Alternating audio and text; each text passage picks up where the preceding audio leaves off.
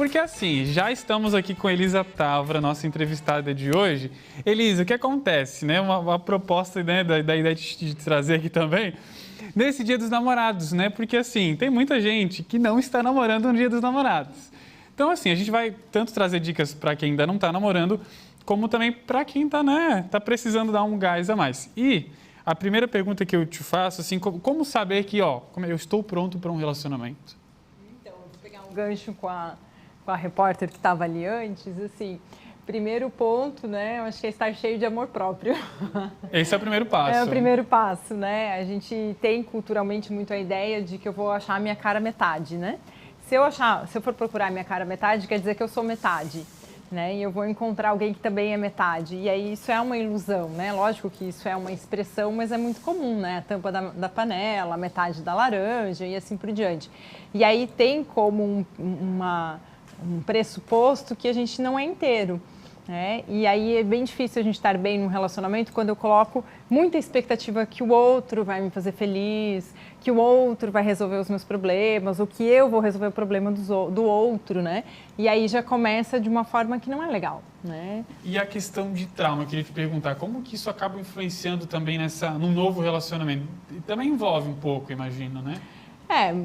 Não sei, né, bem o que você quer dizer com trauma, mas assim, experiências negativas anteriores, né, sempre nos deixam com o pé atrás ou com uma predisposição. Então, vamos dizer assim, poder olhar para isso, né, tudo vai voltar para o autoconhecimento e amor próprio, né? Olhar por que isso machucou, né? Qual foi a minha participação? Né? Um relacionamento, a gente está falando de adolescentes ou adultos, né? Principalmente adultos, a responsabilidade num relacionamento é 50% de cada.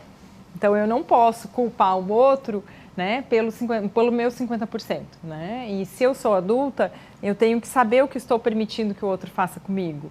Né? Então, a gente faz parte da questão do estar inteiro. Culturalmente, a gente adora achar um culpado, né? E aí, a culpa é do outro é mais confortável, né? Tem que ser mais confortável. Eu acho que tem até essa questão. Você acha, então, que a partir do momento que eu entrar num relacionamento novo, se hoje eu já estou solteiro e tive outros relacionamentos, eu não levo em conta o que eu vivi antes, então?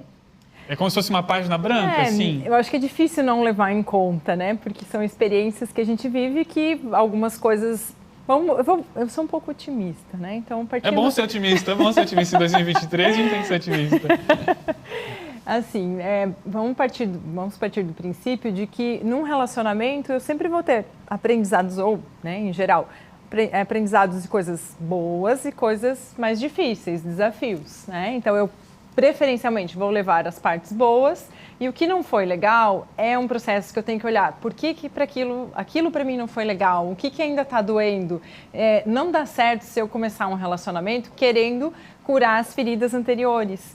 E na prática, muitas vezes as nossas feridas da vida, né? Muitas vezes a gente já espera que o par amoroso vá curar aquilo que a gente tem da infância, da adolescência, sem criar muito problema, sem, né, procurar cabelo em ovo.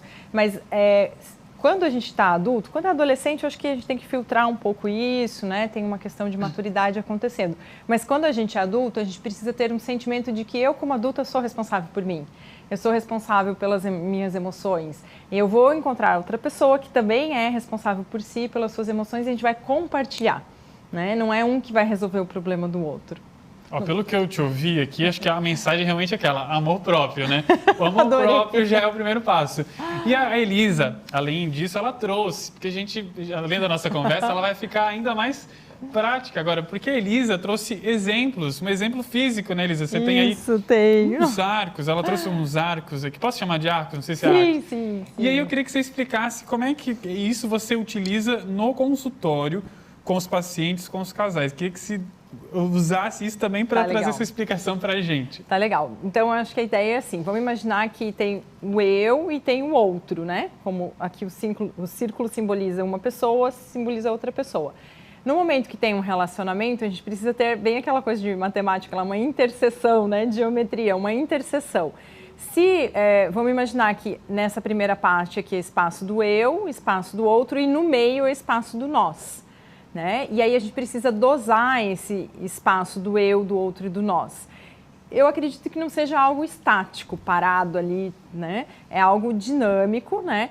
Vamos imaginar assim, um casal que está muito no nós, ele vai perdendo o espaço do eu, ele pode até, né? E aí sufoca, aí começa a ficar aquele casal fusionado, que tem, às vezes tem um perfil só, não tem 2 perfis de rede social, sem generalizar, né? Que não consegue, que um vive a vida do outro, que não consegue ter um pouco de confiança para ter uma individualidade, né? Aquilo tende a sufocar e ficar muito confuso. No outro extremo é um casal que tem o espaço do nós aqui está quase não acontecendo e pode desconectar, né? Uma vida muito individual. Né? Então, o que é o adequado é que tem um espaço do nós, mas tem um espaço de individualidade, seja voltado para o trabalho, seja voltado para ter vida social com os amigos, que não significa ter uma vida de solteiro estando num relacionamento. A gente não pode falar nem desse extremo que eu abro mão de tudo e só vivo em função do outro, e nem aqui que eu estou vivendo uma vida de solteiro fazendo de conta que tem um nós. Né? E aí depende, lógico, da fase da vida. Então acho que isso é importante a gente colocar, porque assim, não vá achando que, né, as pessoas em casa não podem achar que é algo que não muda, né? Essa coisa muda. É dinâmico. É dinâmico, né? É dinâmico. Vamos imaginar um casal que teve um bebê, ele vai precisar ficar mais voltado, conectado mais, vai precisar negociar mais, o horário que sai, que não sai, as tarefas e tudo mais. Né? Um casal que já está numa outra fase, que tem filhos saindo de casa, são adultos, né? Bem adultos, para ter filho adulto, né?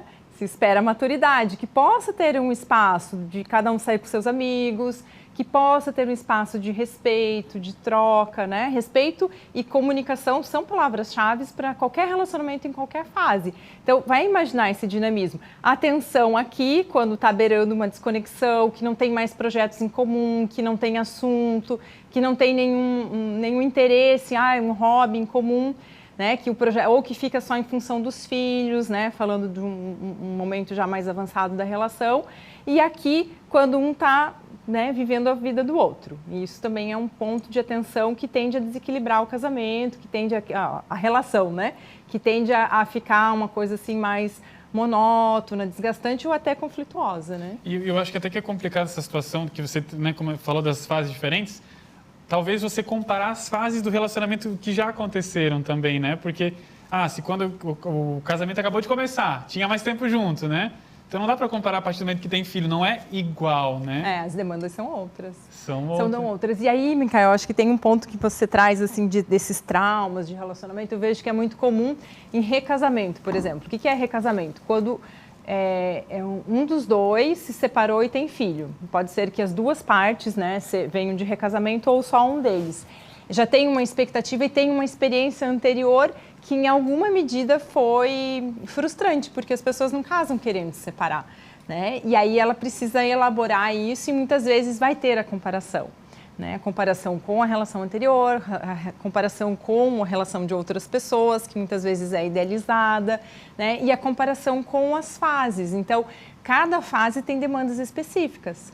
E culturalmente no Brasil, quando a gente fala em maternidade, paternidade e relacionamento, se tende a cuidar mais da maternidade e paternidade e deixar o relacionamento de lado. E isso é uma receita bem boa para as coisas darem errado.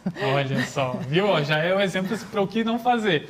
E para a gente fechar nossa entrevista, eu queria te perguntar, e principalmente essa questão do eu, né? Do eu individual, porque às vezes você me chamou a atenção essa questão do perfil de casal. Tinha muito na época do auge do Facebook, do Orkut até, né? Quem lembra do Orkut? E, claro, é uma coisa de rede social, não quer dizer que é o que acontece lá, né? Mas às vezes é bom separar e eu vejo muitos casos, assim, as pessoas, elas esquecem o seu individual quando elas estão no relacionamento. Então, quem sabe pode ser um bom conselho para quem está nos acompanhando também.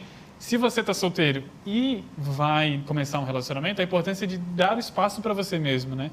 E eu imagino que seja difícil saber quando ter esse espaço, né? Eu acho que manter um espaço de individualidade é sempre algo importante e também assim, como sair e procurar alguém, né? Eu acho que uma boa forma de encontrar pessoas que façam sentido estar junto, procure fazer o que você gosta. Você gosta de fazer um esporte? Vai fazer o esporte. Você gosta de arte? Vai fazer coisas ligadas à arte. Se é estudar, você vai conviver com pessoas que naturalmente tendem a ter conhecimento... me fugiu a palavra, interesses em comum, né? Afinidades, e aí a coisa pode surgir, né? De uma forma mais natural. Mas lembrando assim, pode parecer um pouco frio dizer isso, namoro é um processo de conhecimento, é um processo de escolha.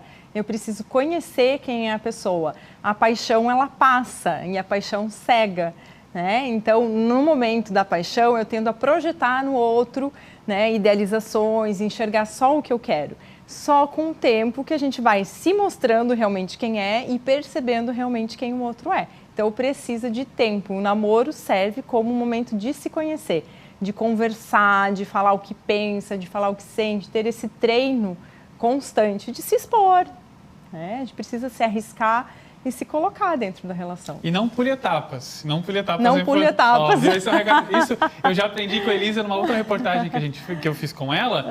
E dessa coisa, deu tempo para namorar, tudo tem o seu tempo. E Elisa, eu vou aproveitar, a gente tem um ato aqui sobre esse assunto, eu pedi para a produção colocar lá, que a gente sabe que hoje não é a quarta do amor, mas é a segunda do amor. E as pessoas participam sobre esse assunto, ó.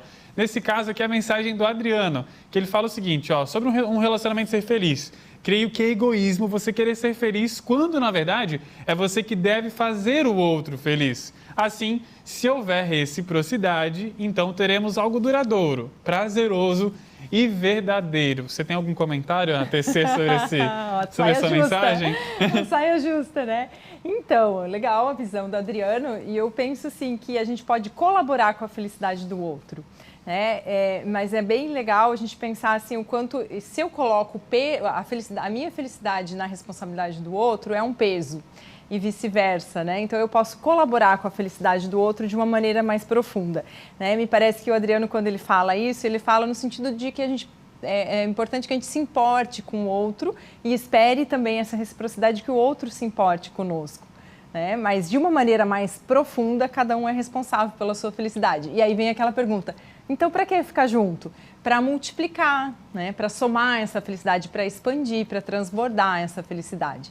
Né? Não é no sentido de muita individualidade ou até de relações líquidas, né? Como vocês também comentaram antes, né? Que é uma coisa assim, muito, muito individual. Não, eu vou me voltar para o outro sem colocar nele uma demanda, um peso, né, de adivinhar quais são as minhas necessidades mais profundas. Não tem como adivinhar, né? Elisa, se eu pudesse, ficava com você o programa inteiro aqui. Porque se tem um tema que rende, vou te falar, é relacionamento, as pessoas se envolvem muito, né? Que legal. Então, agradeço, acho que a gente explicou de uma forma muito didática. Que a partir de agora, quem está solteiro possa também engatar um relacionamento. Obrigada, é uma honra estar aqui na tua estreia e eu desejo boas férias também para a Keltrin. Obrigada de coração. Beijão para você, tá?